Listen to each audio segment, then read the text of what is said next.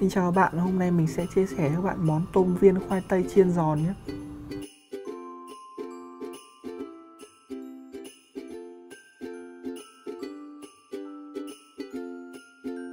Ở đây mình sử dụng 500g khoai tây, mình sẽ tiến hành hấp chín cái phần khoai tây này.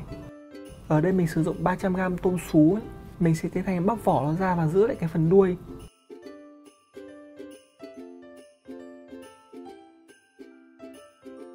Sau khi tôm lột bỏ vỏ thì mình sẽ tiến hành rửa sạch. Sau khi nước đã sôi mới đầu mình tiến hành thả tôm vào nhé. Thả tôm vào trần qua trong vòng 30 giây thôi.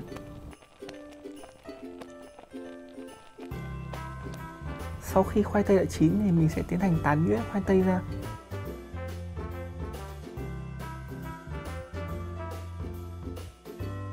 Mình cho vào đây 1/2 thìa hạt nêm, 1/4 thìa tiêu, 50g bột năng, 20g bột sư tử. Bây giờ mình sẽ tiến hành trộn đều với nhau nhé.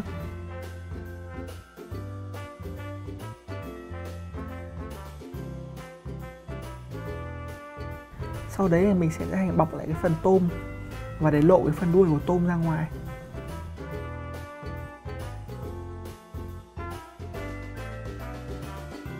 Bây giờ mình sẽ tiến hành lăn cái phần tôm viên này qua cái lớp bột mì.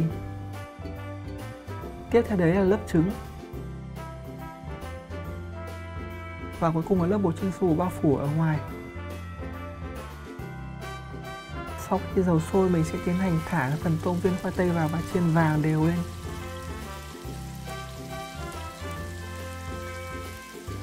Khi thấy cái phần tôm viên khoai tây đã ngả vàng thì bắt đầu mình tiến hành vớt ra và để ráo dầu.